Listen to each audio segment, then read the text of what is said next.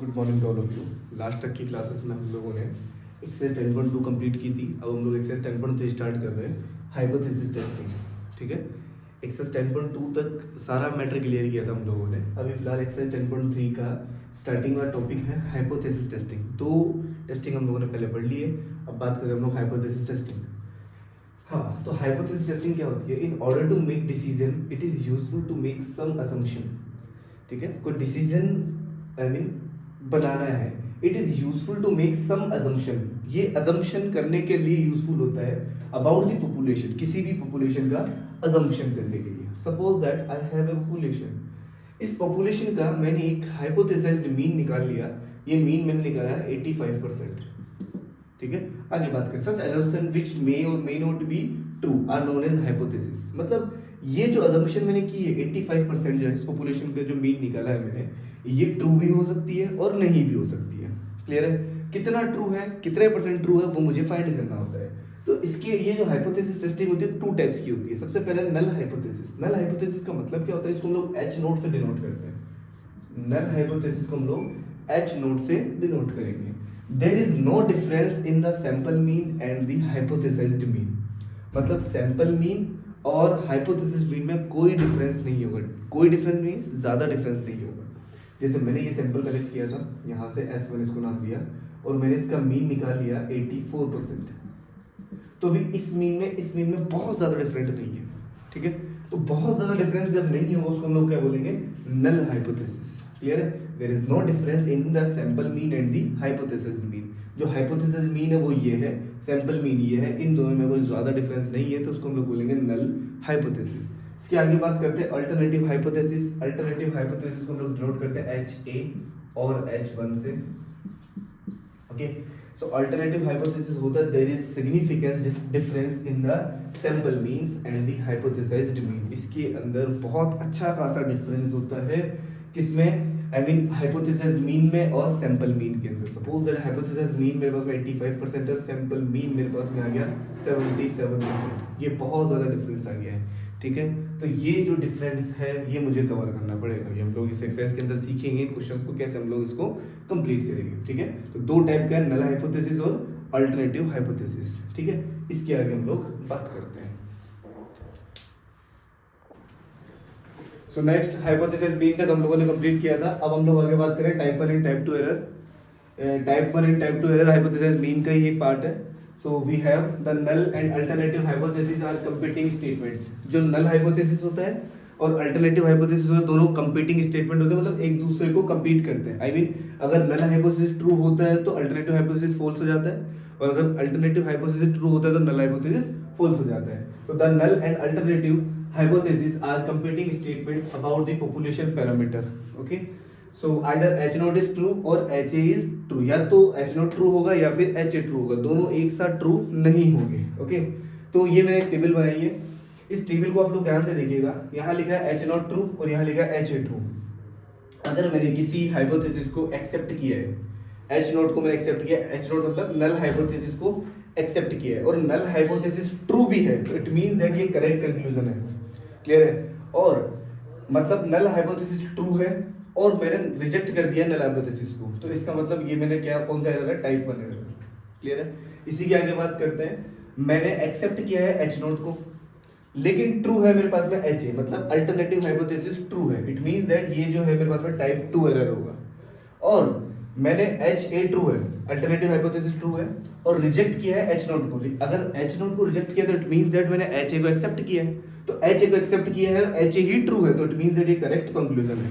Okay, इसके आगे बात करते हैं। There are 3 types of test. 3 type के टेस्ट होते हैं। सबसे पहले 1 सैंपल टी टेस्ट, सेकंड होता है 2 सैंपल टी टेस्ट, और थर्ड होता है paired T test, paired test. तो ये जो 2 टेस्ट है, 2 sample T test, paired test, अभी इस बार हमारे एग्जाम में नहीं, सिलेबस में नहीं है। फिलहाल हम लोग बात करें 1 सैंपल टी टेस्ट की। तो in testing the null hypothesis that the population mean equal to hypothesised value mu naught. हम लोग जो पॉपुलेशन मीन निकालते हैं, यानी हाइपोथेसिस जो मीन होता है वो होता है मेरे पास में कितना? Mu nought. Okay, so t is equal to formula है x bar minus mu not upon sigma upon root n if n is greater than equal to 30। n यहाँ पर होता है सैंपल साइज, एक्स पे बार ये होता है mean, simple mean, mu naught आप लोगों का पॉपुलेशन मीन होता है, सिग्मा जो होता है वो आप लोगों का पॉपुलेशन स्टैंडर्ड डेविएशन होता है, एन आप लोगों का सैंपल मैंने बताया था। इस फॉर्मूले के लिए बात करता हूँ, T is equal to X पे bar minus mu note upon S, S यहाँ पर होता है सैंपल स्टैंडर्ड डेविएशन और एन वही सैंपल साइज होता है, म्यू नोट आपके पास में भी बताया मैंने पॉपुलेशन मीन होता है। ओके, एक्स पे बार होता है सैंपल मीन। इसके आगे बात करते हैं हम लोग। अब बोलते हैं सर ये दो फॉर्मूले में डिफरेंस क्या है? डिफरेंस कुछ नहीं है, n is greater than equal to 30 अगर होता है तो हम लोग z टेस्ट परफॉर्म करते हैं, और n इज लेस देन 30 होता है तो हम लोग t टेस्ट परफॉर्म करते हैं। z टेस्ट हम लोग परफॉर्म करते हैं इस वाले फॉर्मूले को लगाते हैं, और t टेस्ट परफॉर्म करते हैं तो ये वाले फॉर्मूले लगाते हैं। बाकी ये दोनों फॉर्मूले सेम है। आप लोगों की बुक के अंदर अगर मिलेगा तो n इज लेस देन 30 से ज्यादा क्वेश्चन मिलेंगे। इसके अलावा अगर ये वाला n 30 से ज्यादा आ जाए तो हम लोग फॉर्मूला ये वाला यूज करते हैं। बाकी कोई इशू नहीं है, आप लोग दोनों फॉर्मूले सेम है, कोई सा भी यूज कर सकते हो। ठीक है, जरूरी नहीं है z टेस्ट परफॉर्म करो आप लोग दोनों ही फॉर्मूले यहाँ पर लगा सकते हो जो आप लोगों को कन्वीनियंट लगे। आगे देखिएगा, for one tail T test, one tail test के लिए rejection rule we can use. Rejection rule मतलब आप लोगों को नल हाइपोथेसिस को रिजेक्ट करना है। रिजेक्ट कब होगा? जब ये जो टी होगा, टी की एब्सोल्यूट वैल्यू, टी आप लोग यहाँ से निकालोगे फॉर्मूले से, इसकी एब्सोल्यूट वैल्यू लेनी है। एब्सोल्यूट वैल्यू मतलब मोड के अंदर वैल्यू, जहां से वैल्यू हमेशा पॉजिटिव में बाहर आएगी, चाहे प्लस हो चाहे माइनस हो, एब्सोल्यूट वैल्यू लेनी है। तो ये अगर greater than equals to T alpha, T alpha आप लोगों को ये वाली वैल्यू गिवन होगी क्वेश्चन के अंदर। ठीक है, अल्फा क्या होता है? Level of significance. तो अगर सपोज दैट ये मैंने डायग्राम बनाया है, यहां से ये जो टी अल्फा जो है वो ये वाला पार्ट है मेरा, ये वाला पार्ट टी अल्फा है। ठीक है, तो अगर इससे वैल्यू ज्यादा आ जाए, यानी टी की वैल्यू इससे या तो ये तो कम आ जाए या फिर ज्यादा आ जाए। ठीक है, एब्सोल्यूट वैल्यू से नेगेटिव भी आ जाएगी और पॉजिटिव भी आ जाएगी। तो अगर वैल्यू जो है या तो कम आ जाए या फिर ज्यादा आ जाए, दोनों के लिए ये जो नल हाइपोथेसिस हो जाएगा रिजेक्ट हो जाएगा। जब भी टी अल्फा से वैल्यू क्या आ जाएगी? ग्रेटर देन और इक्वल्स टू टी आ जाएगा, एब्सोल्यूट वैल्यू। ठीक है, तो ये चीज हम लोग ध्यान रखेंगे। तो ये वन टेल टी टेस्ट के अंदर, वन टेल टेस्ट के अंदर किस तरीके से हम लोग नल हाइपोथेसिस को रिजेक्ट करेंगे, ये वाली बात मैंने बता दी। इसके आगे हम लोग एक्सरसाइज पे चलते हैं। ठीक है, ठीक है बेटा, तो इंट्रोडक्शन पार्ट में हम थोड़ा सा आगे बढ़ते हैं, ध्यान से सुनिएगा बात को। अब मैं बात करता हूँ hypothesis testing for population proportion. Population proportion के लिए हाइपोथेसिस टेस्टिंग। ठीक है, इतने टाइम हम लोग सैंपल के लिए बात कर रहे थे, पॉपुलेशन के लिए बात कर रहे हैं डायरेक्टली। तो एच नोट एच है, ये नल हाइपोथेसिस होगा, ये अल्टरनेटिव हाइपोथेसिस होगा। P is greater than equal to P nought, वहां पर mu is greater than equal to mu nought चलेगा। आप लोग क्वेश्चन जब करोगे तब मैं आप लोगों को ये सारी चीजें बता दूंगा। ठीक है, यहाँ पर P हो जाएगा, वहां पर म्यू चलेगा। सैंपल के लिए म्यू यूज होगा, ये वाला जो है म्यू। ठीक है, और पॉपुलेशन के लिए P यूज होगा। P is greater than equal to P nought, P is less than P nought, और H nought is equal to इस तरीके से दिए, P is less than equal to P nought और HA P is greater than P nought. इस तरीके से अगर देता है तो इसको बोलते हैं हम लोग वन टेल टेस्ट। अगर ग्रेटर देन और लेस देन चलता है, जैसे ये ग्रेटर देन इक्वल टू चलता है, ये लेस देन चलता है, फिर लेस देन इक्वल टू, फिर ग्रेटर देन, इस तरीके से इनइक्वालिटी के साइन जब आते हैं तो इसको बोलते हैं लोग वन टेल टेस्ट। ठीक है, अब ध्यान सुनना बात को, जहां पर इक्वलिटी का साइन होता है वो होता है नल हाइपोथेसिस, जहां पर इक्वलिटी का साइन नहीं होता वो होता है अल्टरनेटिव हाइपोथेसिस। ठीक है, यहाँ पर इक्वलिटी का साइन है नल हाइपोथेसिस और इक्वलिटी का साइन यहाँ पर नहीं है, तो ये क्या है?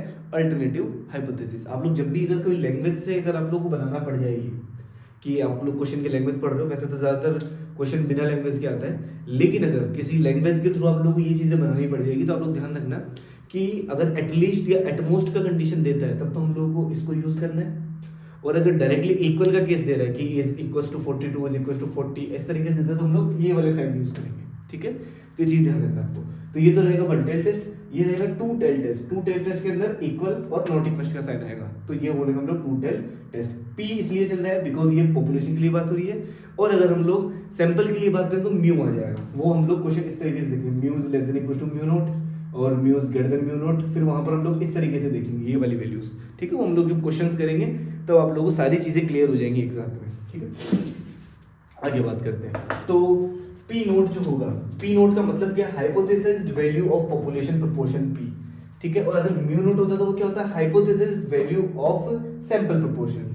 ठीक है, यहाँ बात करते हैं पी बार, वहां पर हम लोग बात करेंगे अभी, मतलब एक और पार्ट है वो एक्स पे बार रहेगा वहां पे।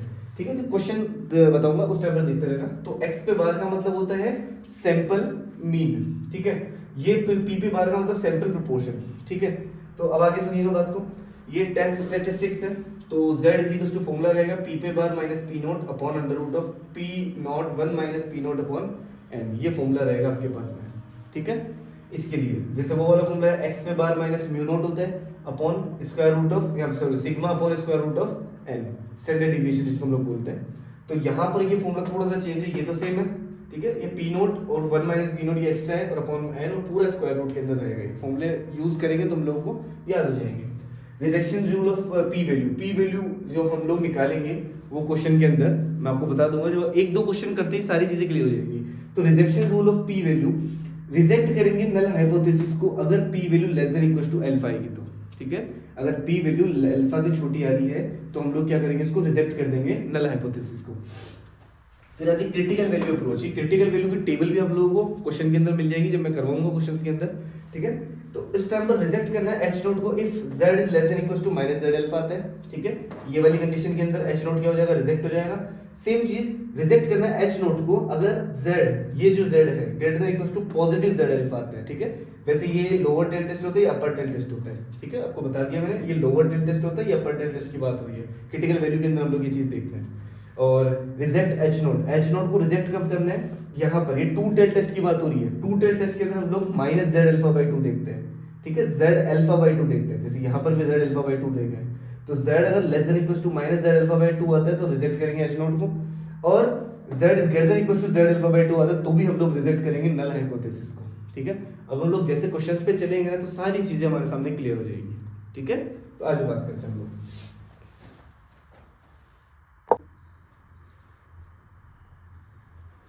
चलिए बेटा, तो यहाँ से आगे चलते हैं अपन एक्सरसाइज 10.3 और क्वेश्चन नंबर 1 है अपने पास में। Consider the following hypothesis test. आपको ये हाइपोथेसिस टेस्ट कंसीडर करना है।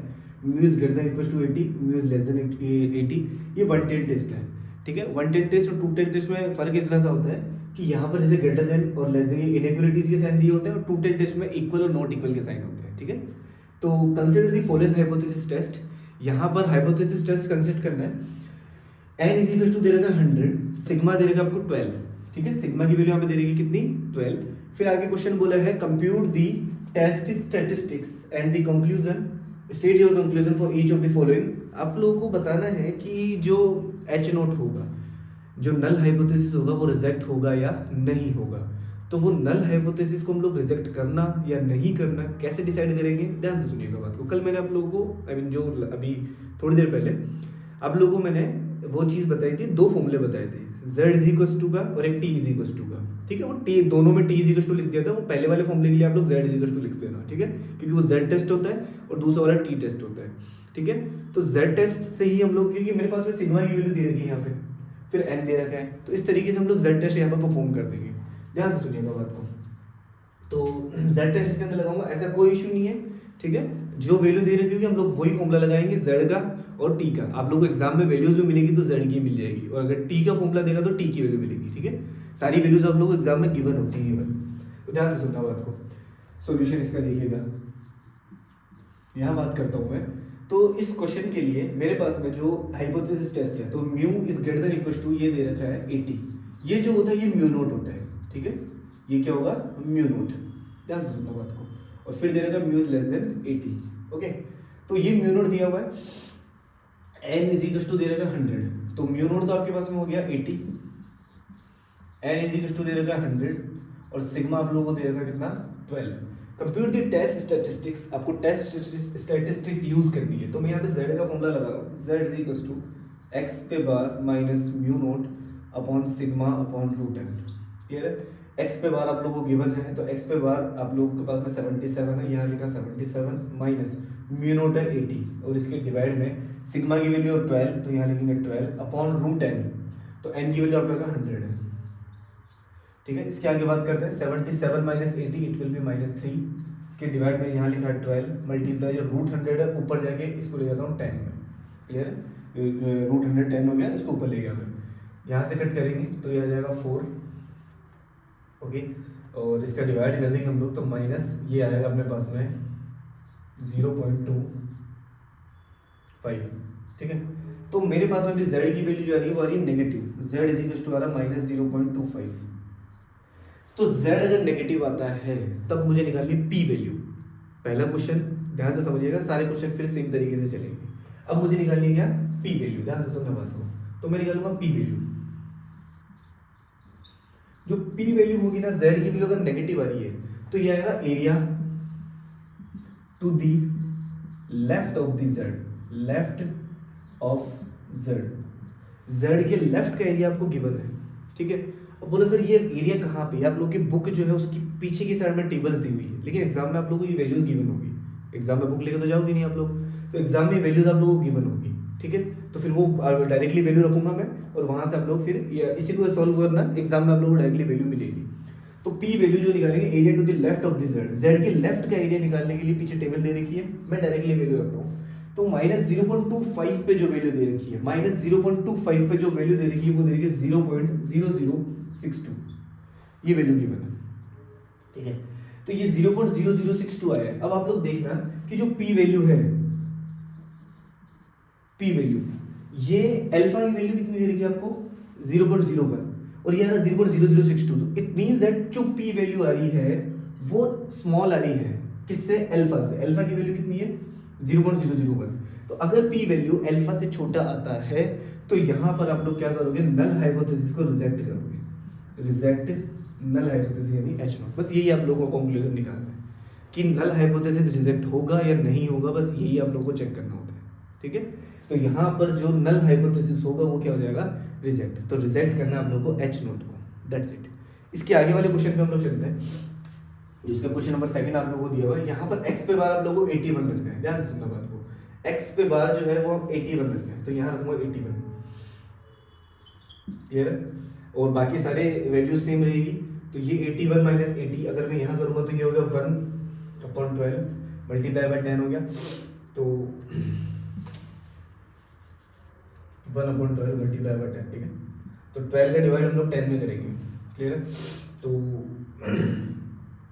12 मल्टीप्लाई बाय 10, 81 माइनस 80/12/स्क्वायर रूट ऑफ 100, ठीक है। तो यहाँ इसको सॉल्व करेंगे, 2 5 10 होगा, देन इट विल बी 2 6 12 होगा, 6/5 आएगा। यहाँ बात करूँगा तो 0. इसका डिवाइड करेंगे 8, ठीक है, जो भी आएगा 0.8 के अंदर कुछ ना कुछ आएगा। तो अब मैं आगे बात करता हूँ यहाँ पे पी वैल्यू जो है, यहाँ पर जो जेड की वैल्यू आ रही है वो 0.8 आ रही है, ठीक है।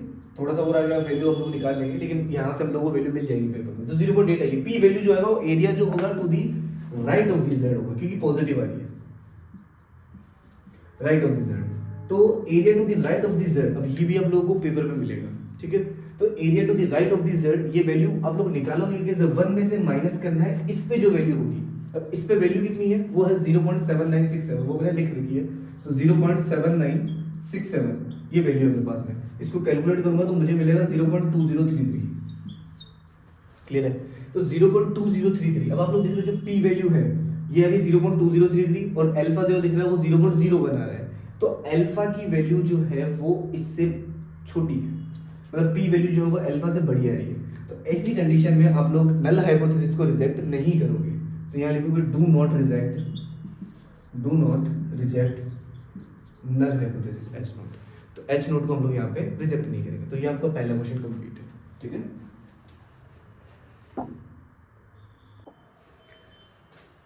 ठीक है बेटा, तो इसके आगे बात करते हैं हम लोग। नेक्स्ट आप लोगों को क्वेश्चन नंबर 2 है, consider the following hypothesis test.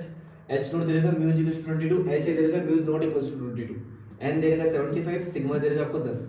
Compute the test statistics and state your conclusion for each of the following sample result. Use करना है अल्फा इक्वल्स टू 0.01। सेम तरीके का क्वेश्चन है, बट यहाँ पर म्यू इक्वल्स टू 22 है, mu not equals to 22 है, तो ये मतलब 2 टेल टेस्ट है। पहले वाला 1 टेल टेस्ट था, ये होता है 2 टेल्ड टेस्ट, ठीक है।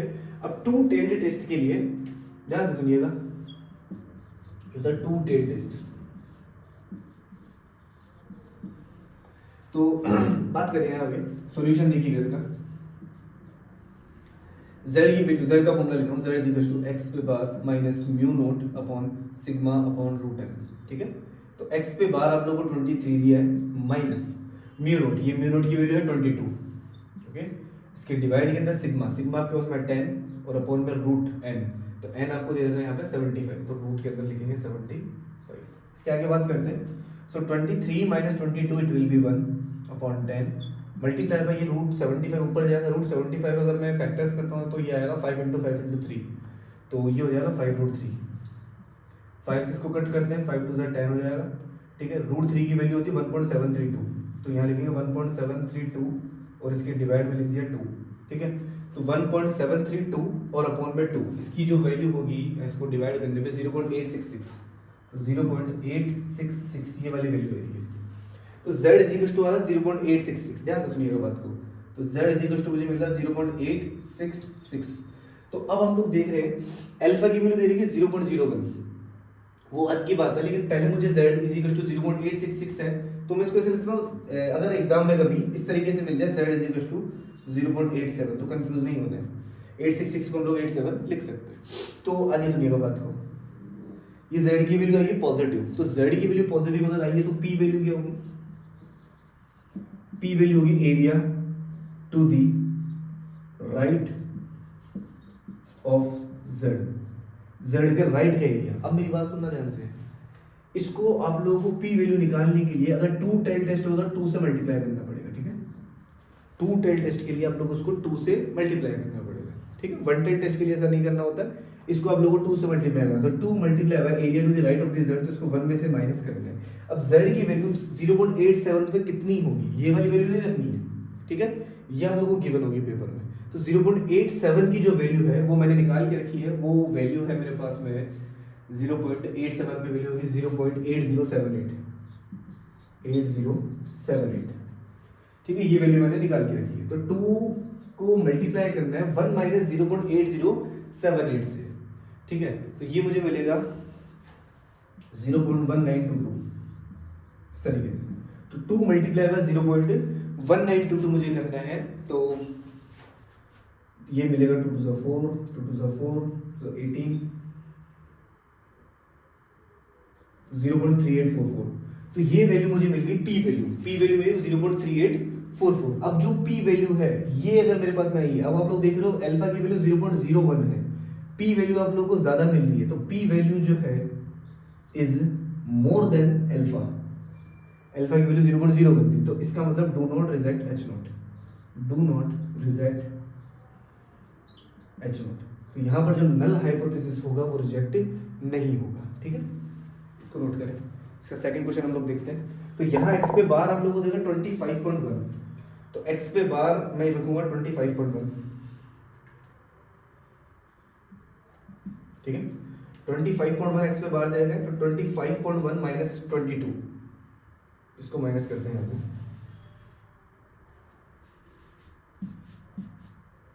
ठीक है।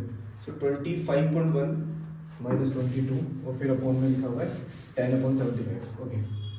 तो 25.1 माइनस 22 3.1 अपॉन में लिखा 10 और ये रहेगा वही 5/3, 5 1 सा 5, 5 2 सा 10 होगा, 3√3 की वैल्यू होगी 3.1 मल्टीप्लाई बाय 1.732 और इसके डिवाइड में 2, ठीक है। तो यहाँ 3.1 मल्टीप्लाई बाय 1.732 अपॉन 2 इसकी वैल्यू मैं निकालता हूँ, तो इसकी वैल्यू मुझे मिलेगी 2.7, ठीक है। आप लोग कर लेना इसको, कैलकुलेशन में टाइम वेस्ट नहीं करना। तो z इज इक्वल टू 2.7 है, p वैल्यू वही area to the right of the z आ रहा है यहाँ पर भी, क्योंकि यहाँ पे भी पॉजिटिव आया है, तो 2.7 पे वैल्यू कितनी है वो आप लोगों को देखनी पड़ेगी। तो z इज इक्वल टू मतलब 2.7 पर राइट टू द z की वैल्यू जो है वो मैंने निकाल के रखी है यहाँ पर 0.9965, 0.9965, ये वैल्यूज आप लोगों को सबको पेपर में गिवन होगी, ठीक है। तो 1 माइनस 0.9965 इट विल बी 0.0035, इसकी कैलकुलेशन में करता हूँ, 2 मल्टीप्लाई बाय 0.0035,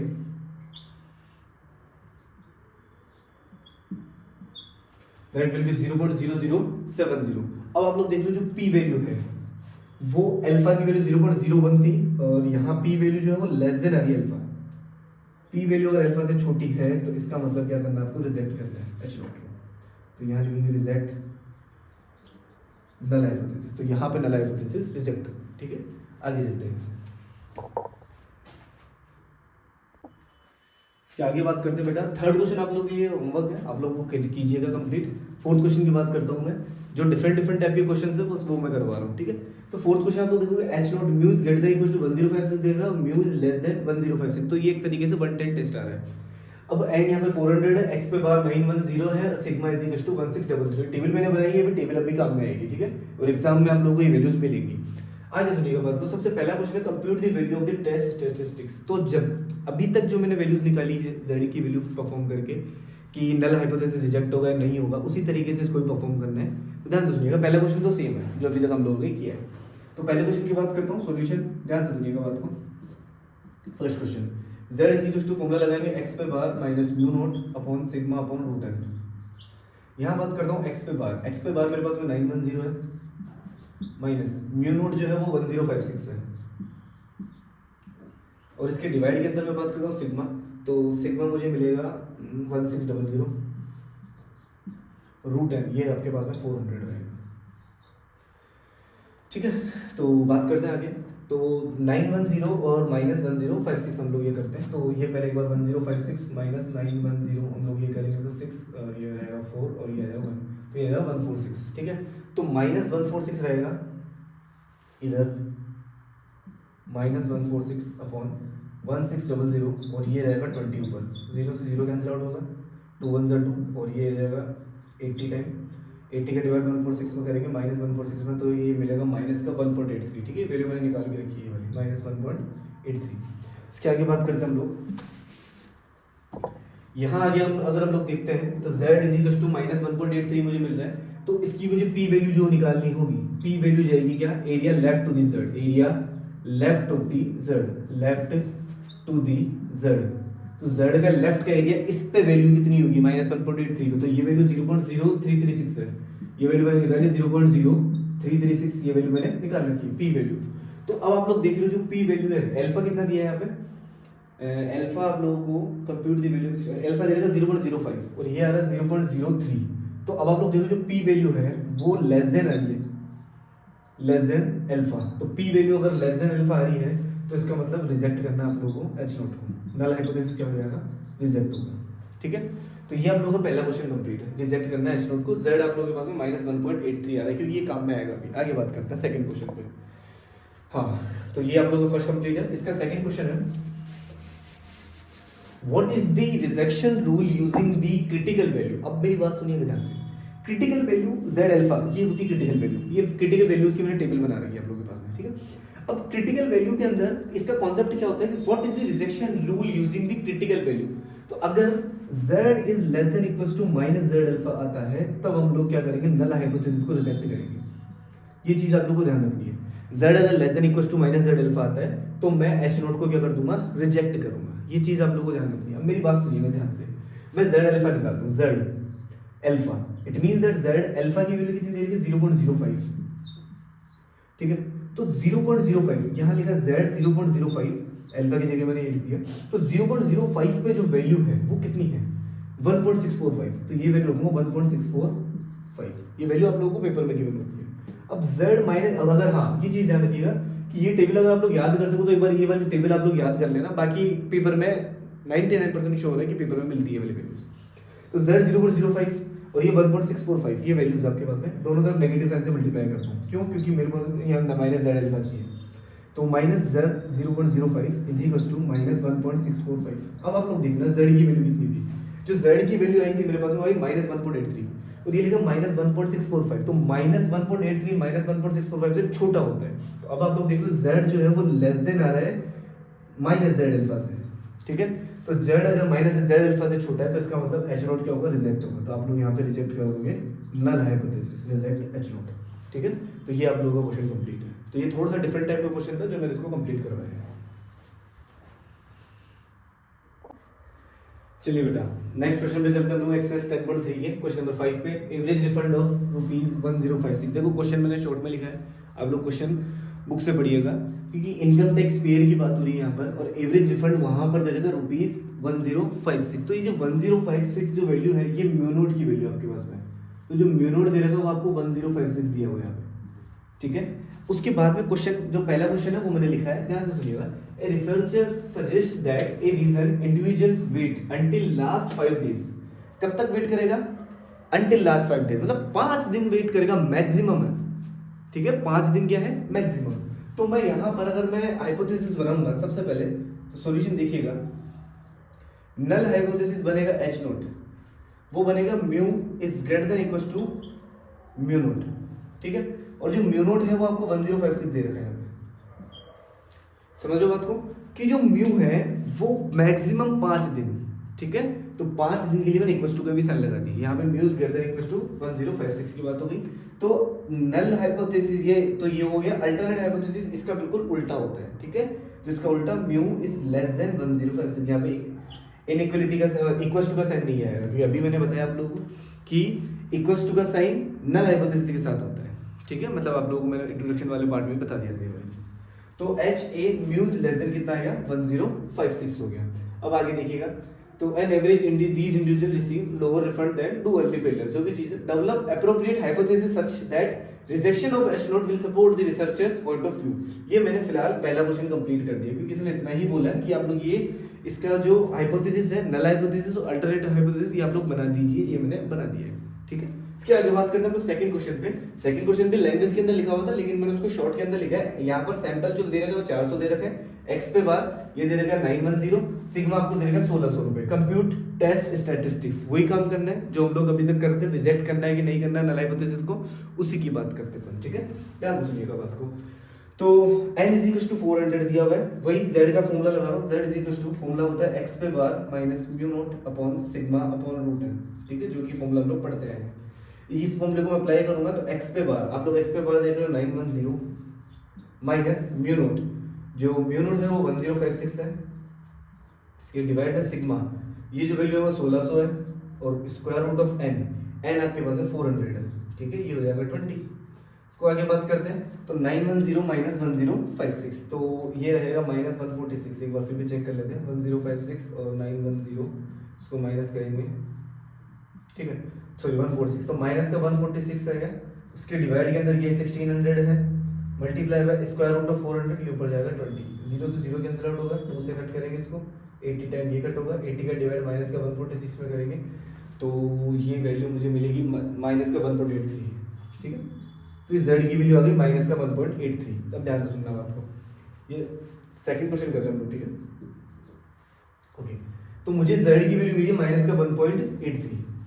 तो अब आप लोग देखोगे जो p वैल्यू निकालेंगे, तो माइनस आए तो लेफ्ट टू दी z मिलेगा, तो area left to the z, z के लेफ्ट का एरिया मिलेगा, ठीक है। तो यहाँ पर डायरेक्टली वैल्यू हम लोग है वो एग्जाम में मिलेगी मुझे, लेफ्ट की वैल्यू माइनस का 1.83 की वैल्यू मिली 0.0336, तो 0.0336 ये वैल्यू मुझे मिली है। तो आप लोग देखो जो p वैल्यू आ रही है वो आ रही है, अल्फा कितना है, अल्फा मेरे पास में है 0.05, तो p वैल्यू जो है वो 0.03, तो p वैल्यू जो लेस देन अल्फा आ रही है, क्लियर है। p वैल्यू अगर लेस देन अल्फा आती है तो उस कंडीशन में हम लोग क्या करते हैं, h नॉट को रिजेक्ट करते हैं, तो यहाँ लिखेंगे रिजेक्ट h नॉट। ये अपना सेकंड क्वेश्चन कंप्लीट है, ठीक है। इसने यही पूछा था कि सेकंड क्वेश्चन क्या बोला, कंप्यूट द टेस्ट स्टैटिस्टिक्स। तो टेस्ट स्टैटिस्टिक्स ये होता है कि रिजेक्ट होगा नल हाइपोथेसिस या फिर नहीं होगा, तो ये रिजेक्ट हो जाएगा h नॉट, ठीक है। इसकी आगे बात करते हैं हम लोग, इसका क्वेश्चन नंबर जो थर्ड है आप लोगों के पास में, हाँ यही तो कर देता हूँ, ध्यान से सुनिएगा बात को। तो क्वेश्चन नंबर जो थर्ड है इसके अंदर z की वैल्यू काम में है, इसलिए मैंने इसको रखा है। Repeat this test using critical value approach. अब क्रिटिकल वैल्यू अप्रोच मैंने आप लोगों को टेबल बनवाई थी अभी, ठीक है, उसी की बात करेंगे हम लोग। तो क्रिटिकल वैल्यू अप्रोच के अंदर नल हाइपोथेसिस रिजेक्ट कब होता है, जब इस z is less than equal to minus z alpha आता है। अभी बताया मैंने, z is less than equal to minus z alpha आएगा तो रिजेक्ट कर देंगे हम लोग h नोट को। तो यहाँ बात करते हैं z की वैल्यू तो माइनस का 1.83 आ रही है, अगर z अल्फा बात करता हूँ मैं, तो z अल्फा, अल्फा की वैल्यू मुझे दे रही है 0.05, तो 0.05 पे z 0.05 पे क्रिटिकल वैल्यू मैंने भी टेबल बनाई थी, तो ये लिखा 1.645 ये वैल्यू है। माइनस की बात करता हूँ तो माइनस z, इसको अल्फा ही लिख दो चाहे से आप लोग, तो माइनस 1.645। अब आप लोग देख रहे हो z कितना था माइनस 1.83 और ये माइनस का 1.645, तो ये आप लोग देख रहे हो ये वाली वैल्यू जो है वो इससे छोटी है, तो z is less than equal to कितना आ रहा है माइनस का z अल्फा। तो अगर इस कंडीशन ये वाली कंडीशन आ रही है तो इसका मतलब क्या हो जाएगा, ये रिजेक्ट करेंगे इसको, रिजेक्ट h नॉट, ठीक है। देखो नल हाइपोथेसिस ऊपर वाले केस में भी रिजेक्ट हो रहा था, तो इसमें भी वो क्या होगा, रिजेक्ट ही होगा, ठीक है। वैल्यू मैंने सही लिखी है 1.645, ओके, ये नेगेटिव साइन रहेगा, माइनस का 1.645 और ये माइनस का 1.83, ओके। ठीक है, तो ये आप लोगों को क्वेश्चन कंप्लीट है, क्वेश्चन नंबर 5। इस तरीके से अगर लैंग्वेज अगर आप लोगों को देता है तो लैंग्वेज के क्वेश्चंस को हम लोग इस तरीके से ये नल हाइपोथेसिस और अल्टरनेटिव हाइपोथेसिस बनाएंगे और फिर इन क्वेश्चंस को हम लोग सॉल्व करेंगे। ठीक है, ओके।